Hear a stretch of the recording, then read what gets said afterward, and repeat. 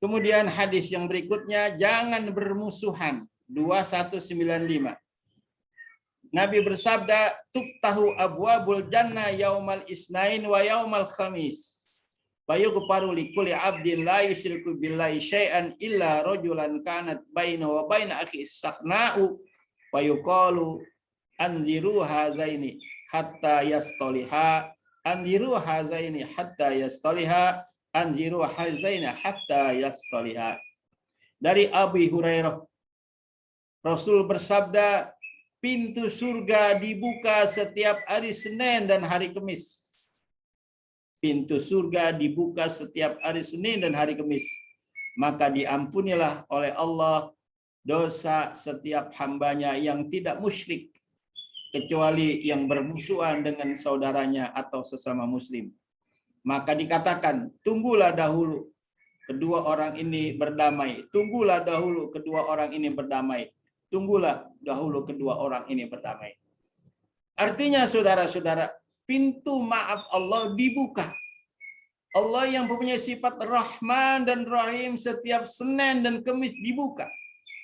Allah persilakan, wahai hamba-hambaku, silakan minta maaf, minta ampunan kepadaku. Aku maafkan dan aku ampunkan semua kesalahan kamu, kata Allah. Ditawarkanlah kita sebagai seorang hamba setiap Senin dan Kamis. Tetapi kata Nabi, kecuali mereka yang belum berdamai. Kecuali mereka yang bermusuhan kepada saudaranya, sebangsa dan setanah air juga. Kecuali mereka yang belum berdamai. Kecuali mereka yang belum sampai 3 kali. Artinya mereka yang bermusuhan belum berdamai, belum mendapatkan maaf dan ampunan dari Allah Subhanahu wa taala. Ma'asyiral muslimin yang berbahagia. Hadis yang berikutlah sama, hadis kan 2196 sama maknanya seperti itu juga. Saya kira ini saja dulu taklim kita pada pagi ini tentang makna, karena ini lanjutan dari pelajaran yang lalu tentang birrul walidain dan dilanjutkan dengan silaturahim, menghubungi saudara sanak famili. Mana makna dari atir rahim yang aslinya? Rahim yang hakikatnya adalah digantung di arsy, dan ia selalu berucap, man wasolani wasalahullah wa man qata'ani qata'ahullah. Kemudian hakikat dari rahim itu semua adalah Allah Subhanahu wa taala. Karena yang menciptakan kita adalah Allah. Apabila seseorang memutuskan silaturahim kepada Allah, dia tidak mau beribadah atau dia tidak beriman pada Allah, berarti putuslah hubungan dia dengan Allah Subhanahu wa taala. Dibiarkanlah hidupnya di dunia ini, tidak akan mendapatkan pertolongan di dunia sampai akhirat. Demikian taklim kita pada pagi hari ini. Kalau mungkin ada yang mau bertanya, baru nanti kita buka pada sesi yang berikutnya. Wassalamualaikum warahmatullahi wabarakatuh.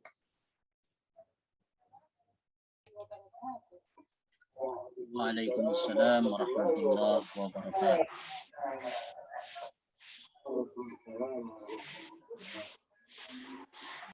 Waalaikumsalam warahmatullahi wabarakatuh.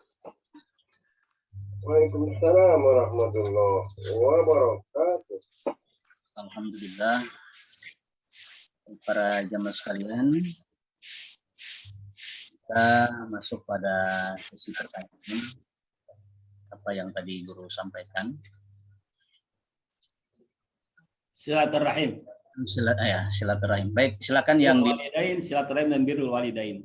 Baik, silakan yang di radio. Yang di radio silakan.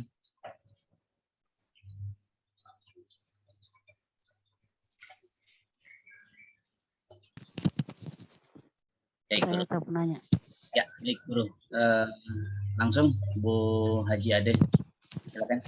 Ya, terima kasih. Assalamualaikum warahmatullahi wabarakatuh. Waalaikumsalam warahmatullahi wabarakatuh. Yang saya tanyakan,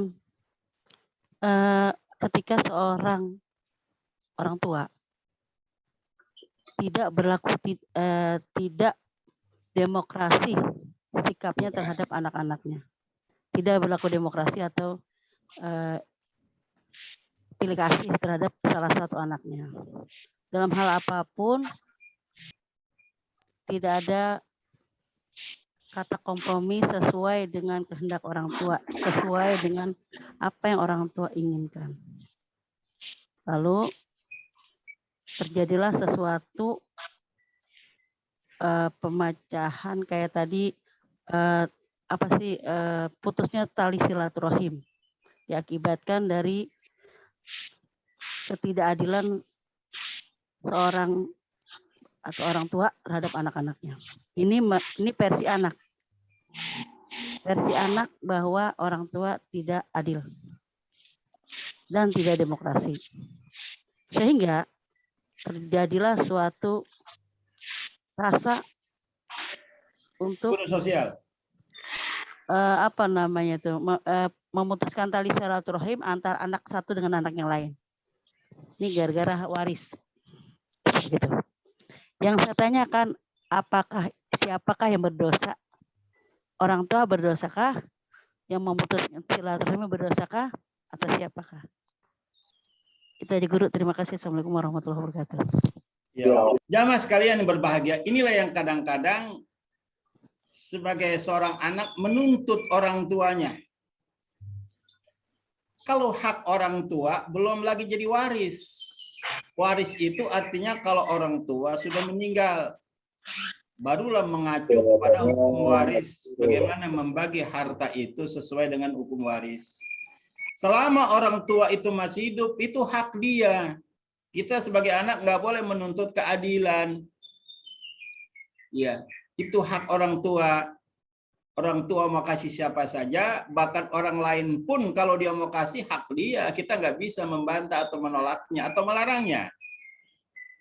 Itu. Jadi sebagai seorang anak, carilah perhatian orang tua, carilah ridho orang tua. Insya Allah dengan cara itu dia akan berikan kepada kita.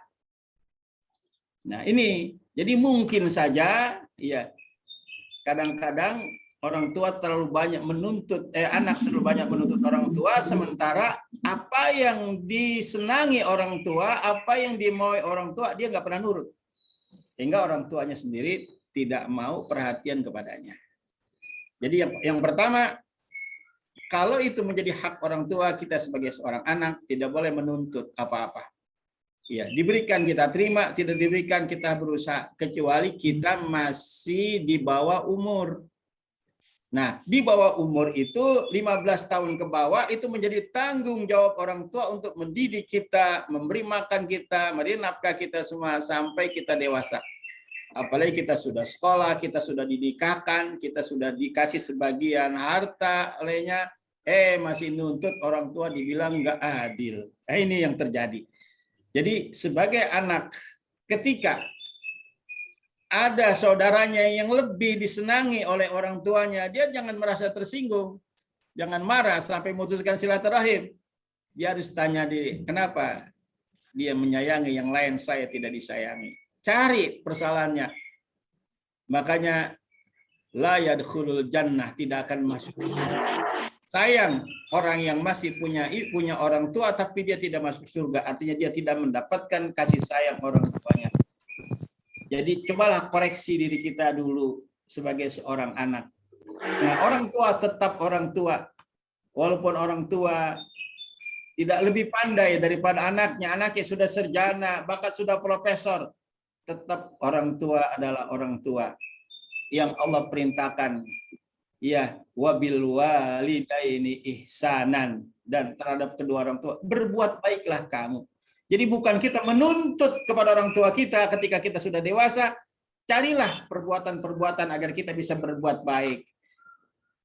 Bergantianlah saudara, dulu kita masih kecil, kita dirawat, diberi makan, diberi minum, dikasih uang. Sekarang sudah dewasa, hendaknya kita kasih uang orang tua kita senangi dia, belikan makanan dia. Kita dulu dirawat begitu sayangnya orang tua kepada kita. Kenapa ketika kita dewasa, kita terasa kurang tidak disayangi? Koreksi dan koreksilah apa yang terjadi dalam diri kita terhadap orang tua kita. Gitu. Terima kasih. Ya guru. Jadi setelah orang tua nggak ada, maksudnya itu jadi salah satu keluarga itu ada yang ingin memutuskan tali silaturahim, bahkan sampai gua nggak bakalan gitu. Jadi kata-kata kasar keluar. Itu jadi berarti tadi sesuai dengan hadis tadi ya, tidak akan masuk surga kan orang yang memutuskan tali silaturahim. Berarti Iya. kesalahan di anak aja ya guru ya. Kesalahan ada di anak. Sudah yang orang memutuskan tua, silaturahim itu ya. orang tua sudah tidak ada, yang seharusnya dia menyambung silaturahim karena orang sudah tidak ada, masih lebih dekat lagi. Ya malah dia putuskan gara-gara syirik atau wala tahasadu wala tajasasu tadi gitu. Janganlah kamu bersyirik-syirikan dan sebagainya sehingga terjadilah pemutusan silaturahim. Ini yang dilarang Rasulullah SAW. Ya karena memang awalnya saling curiga mencurigai. Sehingga pas ada pembagian itu jadi saling curiga mencurigai dan timbul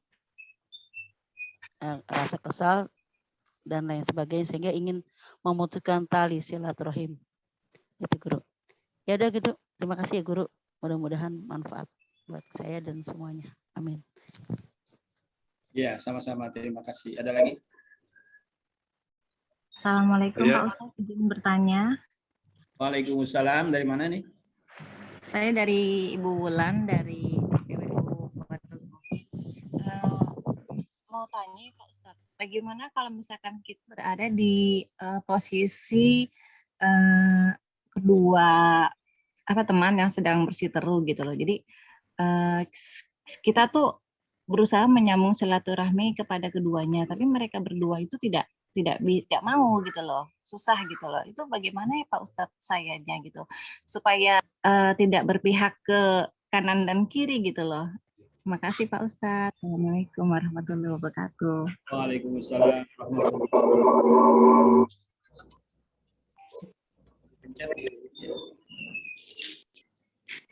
Kita kembali ke Al-Quran. Innamal mu'minuna ikhwatun fa aslihu baina akhawaikum. Sesungguhnya sesama mukmin itu bersaudara. Fa aslihu, maka islahkanlah di antara keduanya. Jadi kita menjadi mediator, ya, menjadi penyambung. Kita bicara baik-baik kepada si A, ya kita bicara baik-baik kepada si B agar mereka kembali lagi. Apa sih persoalannya? Tanya.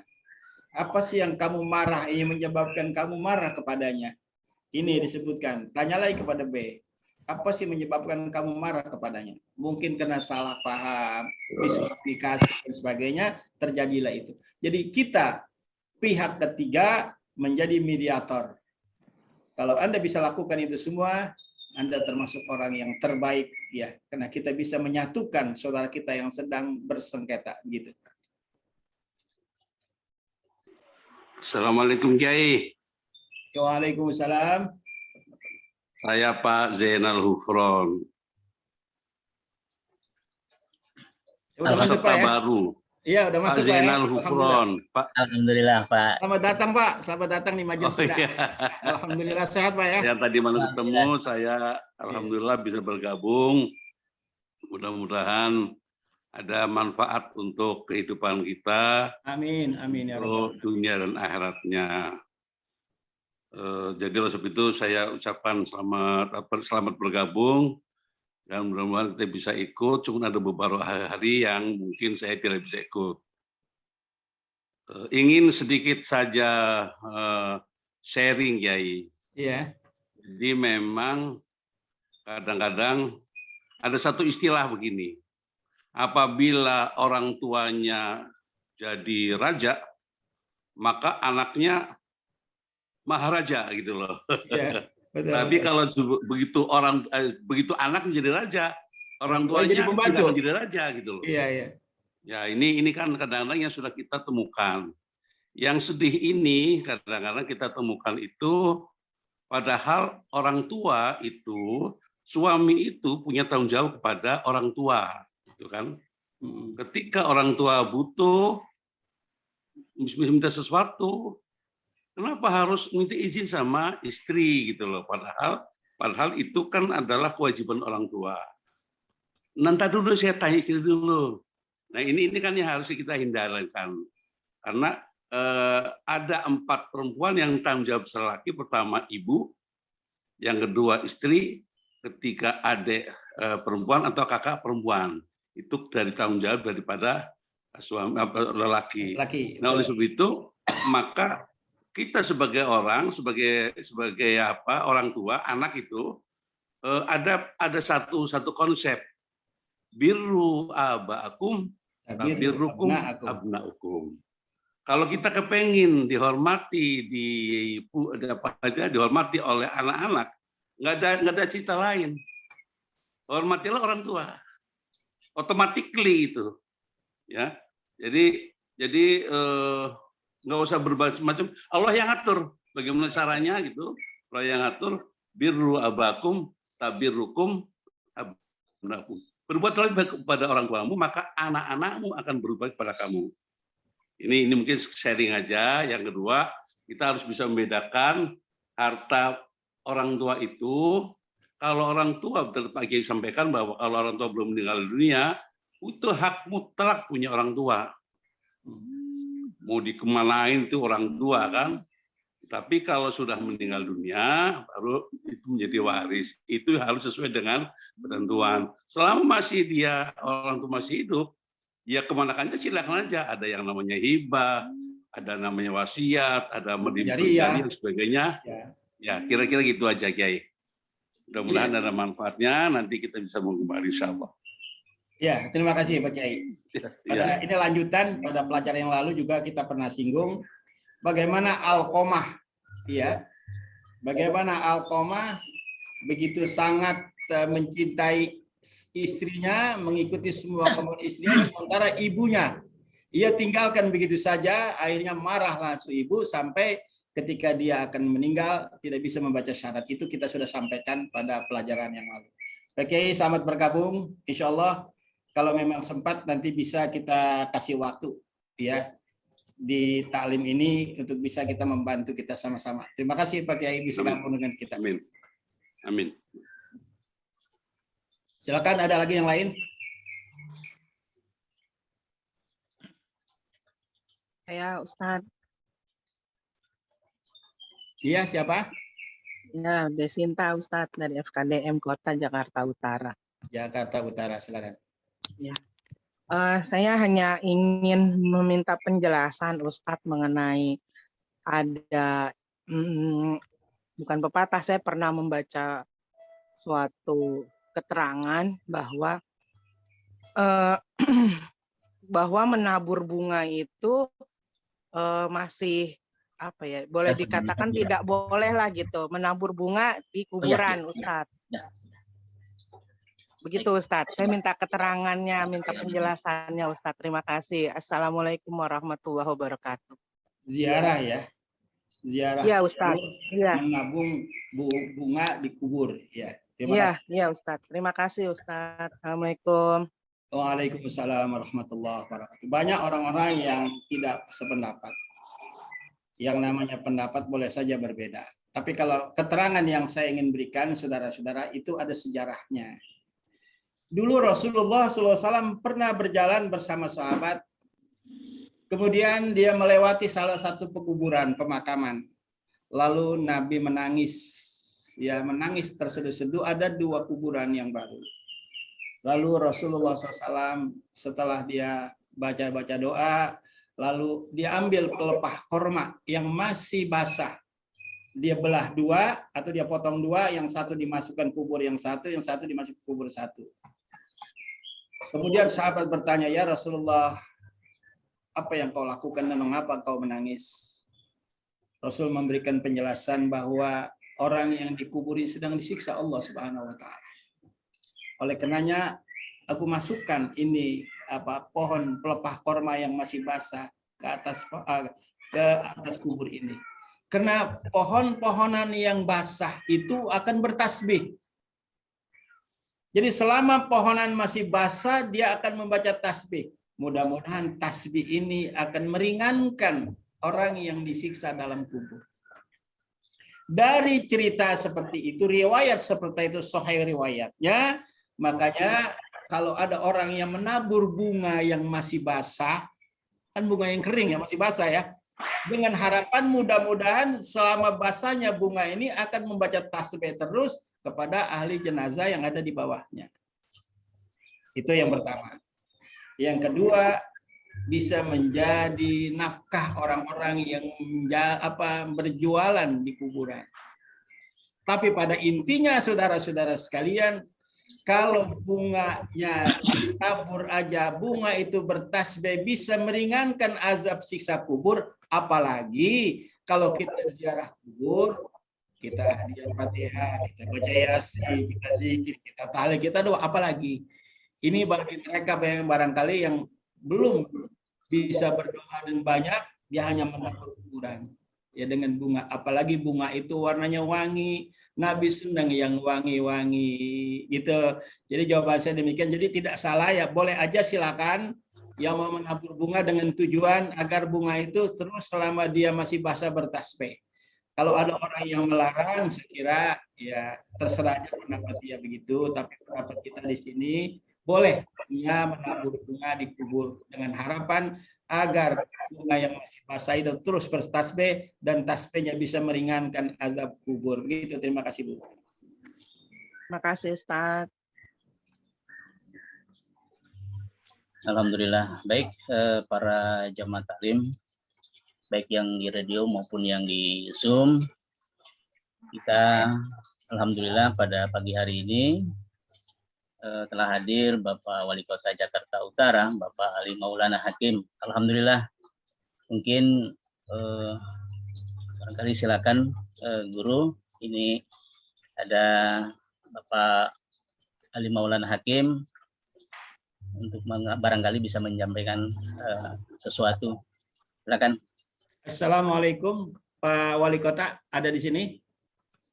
Waalaikumsalam warahmatullahi wabarakatuh. Ada Pak Haji. Ngikutin dari tadi, alhamdulillah nih banyak ilmu dapatnya. Terima Ya, kasih untuk semuanya nih. Ya. Alhamdulillah Pak bisa bergabung di majelis kita. Mudah-mudahan bermanfaat buat kita semua. Apalagi Bapak bisa hadir, insya Allah tambah berkah gitu Pak ya. Jamaah ini doakan juga kita rakyat Bapak ini semua gitu Pak. Iya, ada berapa hari kemarin saya absen nih Majelis Taklim Angkasa 56, kemarin saya juga nggak ikut, tapi alhamdulillah sekarang sempet nih. Iya, alhamdulillah. Mudah-mudahan nanti bisa makin banyak jamaahnya, baik yang di radio maupun yang di Zoom. Dan apa yang disampaikan tadi, aduh alhamdulillah pencerahan betul buat saya terlebih pribadi dan buat keluarga. Apalagi terkait dengan keluarga nih, bagaimana hukum waris tadi, alhamdulillah. Makasih Pak Ustadz. Iya, sama-sama. Terima kasih Pak. Iya, terima kasih. Silakan. Pak Wali. Assalamualaikum Pak Wali. Waalaikumsalam warahmatullahi wabarakatuh. Saya Zainal Ufron, temannya Pak Hussein Murad. Oh iya, siapa? Hormat. Jadi beliau juga sering ikut dengan saya. Tiap hari Sabtu saya punya pengajian. Mudah-mudahan nanti di berikutnya juga saya akan bergabung di sini juga. Supaya Ya, lebih banyak persahabatan. Biar sekalian silaturahmi kita di sini dan menambah ilmu. Pak Ustadz. Jadi Pak Hussein Murad, Pak Anwar, Pak Kusnan sering bergabung dengan taklim saya yang di Pulau Gebang. Pakai Zoom juga. Ya, salam hormat buat beliau mereka. Iya Pak, makasih Pak. Bisa dilanjut Pak Ustadz. Iya, sama-sama. Terima kasih. Pak Surya, lanjut lagi. Ya, baik para jamaah sekalian, kita masih ada waktu untuk sesi pertanyaan ya Guru ya? Iya, sampai jam 6.15 menit. Jam 6.15 menit. Kita kasih Sampai jam 6.15 menit waktu kita. Baik, silakan yang baik yang di Zoom maupun yang di radio. Assalamualaikum Pak Surya, Jati Bening, Sumber Harta. Waalaikumsalam warahmatullahi wabarakatuh. Silakan Pak Sumber Harta. Ya, Assalamualaikum warahmatullahi wabarakatuh, Guru. Assalamualaikum. Waalaikumsalam warahmatullahi wabarakatuh. Ini yang selalu mengganjal tentang perihal waris, Guru. Jadi kenapa, apa yang menyebabkan kalau pembagian waris itu laki-laki lebih banyak dari perempuan, dari anak perempuan? Saya pribadi seorang orang tua gitu ya Guru. Andai saja saya punya warisan atau menghibahkan sedikit hasil saya kepada anak, maka akan saya bagikan sama rata, baik anak laki-laki maupun perempuan. Tetapi dalam hukum Al-Quran atau hukum Allah, kenapa di antara anak laki-laki itu lebih besar ketimbang anak perempuan. Mohon penjelasan, Guru. Itu yang selalu mengganjal saya, Guru. Terima kasih. Iya. Karena kita belum paham, kemudian kita bertanya, itu bagus, memang begitu. Kalau bagian lidzakari mislu hadzil unsayain, bagi laki-laki 2 bagian perempuan, itu mujelasan menjadi nas yang qat'i dalam Al-Qur'an. Al-Qur'an yang bilang laki-laki 1, wanita setengah. Nah, kenapa Allah menciptakan itu? Kenapa laki-laki lebih banyak? Karena laki-laki mempunyai tanggungan istrinya. 1 buat dia, 1 buat istrinya atau anak-anaknya. Itu laki-laki. Sedangkan perempuan hanya untuk dirinya sendiri. Jadi perempuan itu kan punya suami, suaminya nanti dapat 2, jadi sama-sama 3. Kalau kita punya keluarga begini Pak Lin ya, kita punya keluarga, adik kita wanita, kita laki-laki, kita dapat 1, istri kita dapat, ya adik kita yang dapat wanita dapat setengah. Nanti bagian suaminya 2, ya 3. Kita dapat 1, bagian anak istri kita setengah, jadi 1,5 sama-sama 1,5. Itu adil Kang Olin. Jadi jangan lihat dari satu sisi aja, kenapa laki-laki 1, perempuan setengah, atau laki-laki 2, perempuan 1. Kenapa? Karena laki-laki mempunyai tanggung jawab untuk memberi nafkah istrinya, sedangkan perempuan hanya memberi nafkah dirinya sendiri.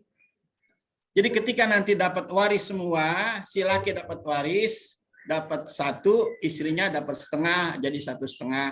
Adik kita yang perempuan dapat dari keluarga kita setengah, tapi dapat dari suaminya 1, tetap 1,5. Itulah keadilan Allah Subhanahu wa Ta'ala. Begitu Kang Olin. Iya, baik Guru. Sudah. Boleh nambahin sedikit ya, Guru? Silakan Pak. Nah, sekedar ya sharing aja ya. Iya, silakan. Ini memang kata Rasulullah kepada Abu Hurairah, pelajari ilmu waris, karena ilmu waris itu yang pertama sekali ilmu akan hilang. Diangkat, jangan langit. Iya. Begitu pentingnya ya. Jadi sehingga Rasulullah diperintahkan untuk dipelajari dengan benar. Yang kedua, apa yang saya berikan Pak Kiai benar itu, bahwa memang lelaki itu punya tanggung jawab kepada istri. Nantinya juga akan sama. Sebetulnya Pak yang dari sumber harta ini banyak duit itu kan? Sumber harta kan berarti banyak duit. Iya, betul.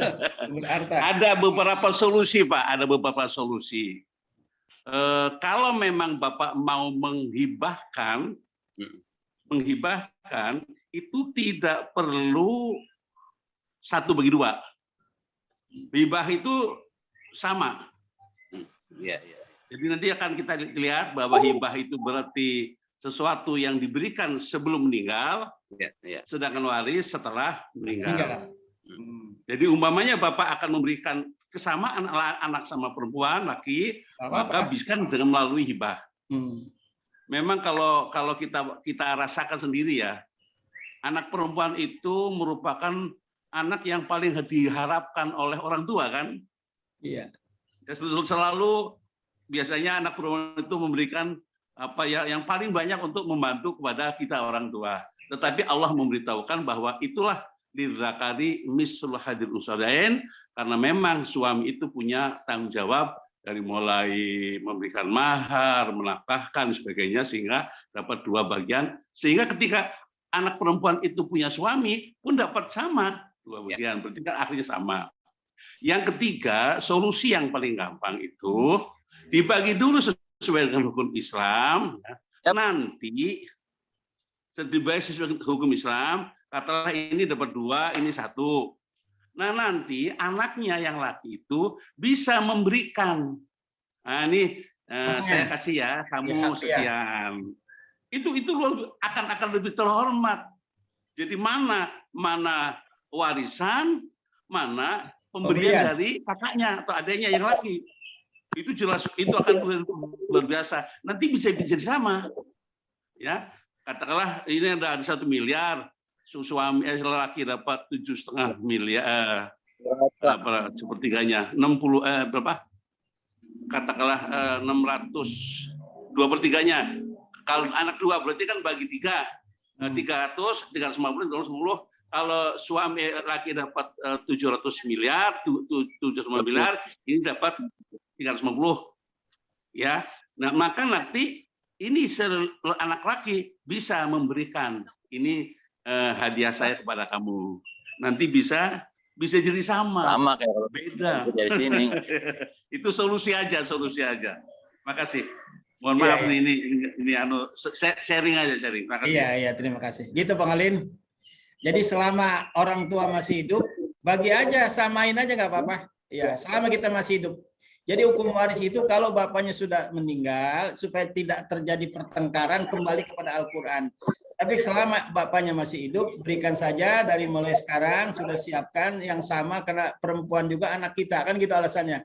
Apalagi yang merawat itu biasanya perempuan. Kalau sakit lebih apa ya? Lebih perlu. Kalau laki paling datang doang kasih duit, beliin makanan. Tapi perempuan bisa nyebokin segalanya gitu ya. Jadi tidak apa-apa Kang Lin, selama kita masih hidup sebagai seorang bapak, supaya nanti tidak terjadi pertengkaran, silakan aja bagi. Karena itu belum mengenal hukum waris. Anda tidak termasuk melanggar Al-Quran, tidak. Iya. Jadi kita bagi ketika kita masih hidup, kita tidak terganggu melalui hukum waris, tidak. Jadi tergantung kepada kita, bersepahibah, samakan aja. Saya sering menganjurkan begitu kepada jamaah saya, termasuk saya sendiri, keluarga saya begitu, semua ketika bapak saya masih hidup, bapak panggil saya, ini keluarga semua, ini kamu di sini gitu kan. Alhamdulillah anak semua nurut, tidak ada yang membangkang. Terima kasih. Iya baik, terima kasih Guru. Penjelasan dari Guru dan semua dari Pak Ustadz. Sama ulang sekali dan sangat adil sekali. Insya Allah ini persoalan pribadi, tapi kadang ini merupakan persoalan umum. Terutama kadang saya suka ditanya pendapat oleh tetangga, bagaimana kalau persoalan waris begini-gini nih. Nah, hari ini saya dapat tambahan ilmu baru dari kedua guru. Alhamdulillah. Terima kasih. Semoga guru-guru. Saya juga lagi belajar, Pak. Pak Kusin, saya juga lagi belajar sama Pak Kiai ini. Semoga guru-guru saya semua, guru-guru kita semua diberikan panjang umur, sehat walafiat. Amin. Amin ya rabbal alamin ya. Wassalamualaikum warahmatullahi wabarakatuh. Waalaikumsalam. Satu lagi Pak Su, satu lagi mungkin ada, silakan. Ya, baik. Jamaah silakan yang masih ingin bertanya, ya, baik yang di radio maupun yang di Zoom. Assalamualaikum warahmatullahi wabarakatuh. Waalaikumsalam warahmatullahi wabarakatuh. Guru saya ke orang lain ini. Silakan saja. Ya, Bu Humairah silakan. Ini Guru, kalau kita lihat dari soal pembagian nih Guru, ini sudah dipastikan apa nih Guru? Apa dari di Al-Quran? Kemudian artinya laki-laki 2, perempuan 1. Tapi Guru terkadang nih Guru, kenapa sih lebih dalam pengurusan itu Guru lebih banyak perempuan yang khawatir sama orang tua, kebanyakan anak laki-laki cuek. Lagi istrinya yang lebih kata saya itu Guru. Nah itu dari mana itu Guru? Bagaimana itu Guru kira-kira ya? Jadi agak jelas suaranya di sini. Jadi yang galak bininya gitu maksudnya. Pak Ibu Humairah, yang mana pertanyaannya, yang mana nih? Sebentar Guru, dia lagi ini. Soalnya di Zoom nggak ada. Itu kebanyakan anak perempuan Guru, yang banyak yang ngurus para laki, anak. Oh iya, jasanya lebih banyak perempuan pada orang tua. Betul itu. Iya, itu kan dari sisi bakti kepada orang tua sebagai seorang anak, ya. Laki-laki juga bukan berarti tidak ada jasanya, ada jasanya. Nanti kalau wanita itu, dia batasannya pada saat dia bersuami. Pada saat dia bersuami, ya sudah selesai. Tapi anak laki tanggung jawabnya sampai orang tua, sampai meninggal, itu tanggung jawab memberi nafkah dan sebagainya. Nah, adapun seorang anak perempuan setelah dia bersuami, dia mungkin minta izin suaminya kalau dia mau ke rumah orang tuanya. Kalau suami tidak izin ini nggak boleh.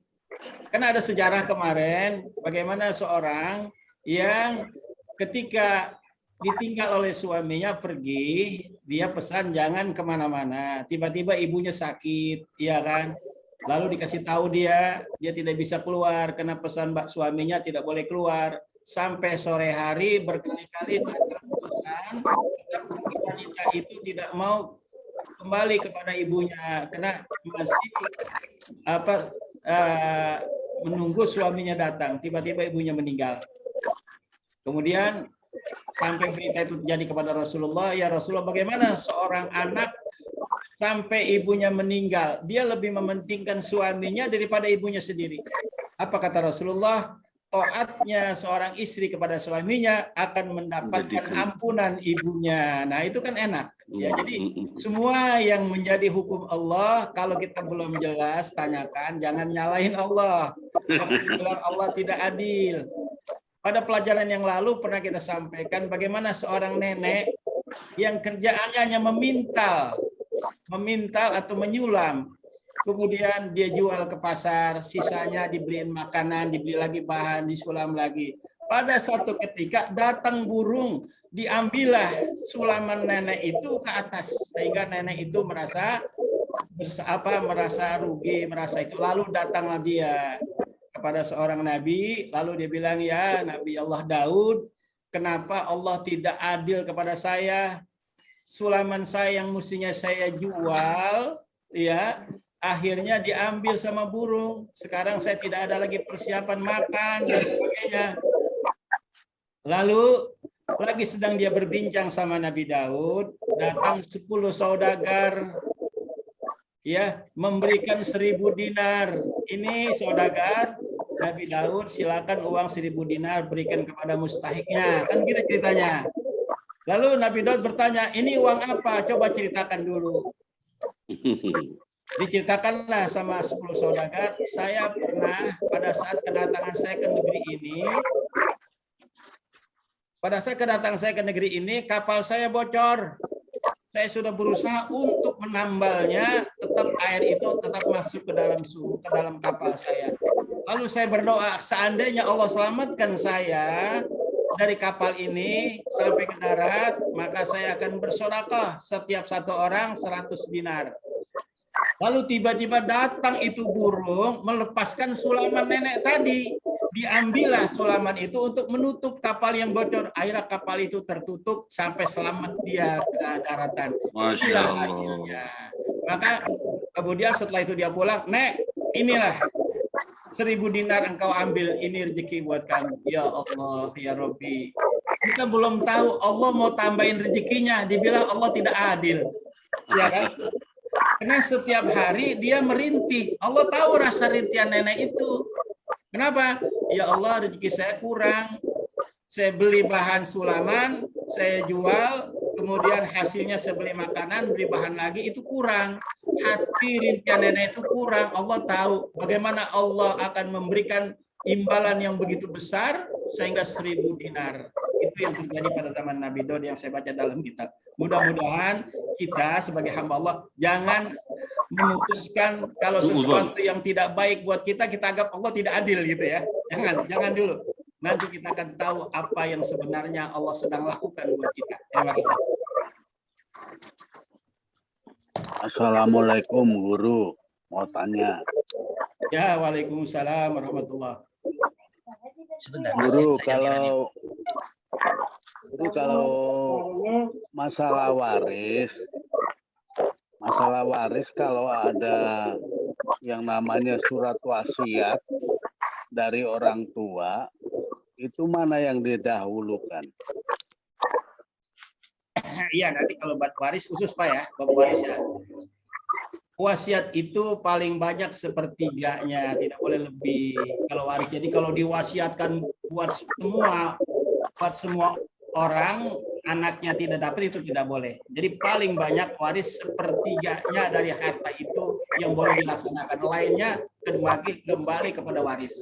Itu jawaban saya Pak. Jadi kalau bab waris ya, memang kita secara khusus tidak bisa kita secara detail, kita harus ada rumusnya ya, harus ada fakta-faktanya, jangan ada yang bohong. siapa yang mendapat waris semua, baru dibagi dengan cara Al-Quran dan Al-Hadis, begitu Pak? Ya, karena saya tanyakan karena di masyarakat ini kan banyak yang salah kaprah. Banyak kan ini ada waris, didahulukan warisnya. Begitu Guru. Terima kasih Guru. Ya, terima kasih. Saya kira cukup dulu, waktunya sudah habis. Mudah-mudahan bermanfaat buat kita. Hadanallahu iyyakum ajma'in wal afu minkum. Wassalamualaikum warahmatullahi wabarakatuh. Waalaikumsalam Waalaikumsalam warahmatullahi wabarakatuh. Wabarakatuh.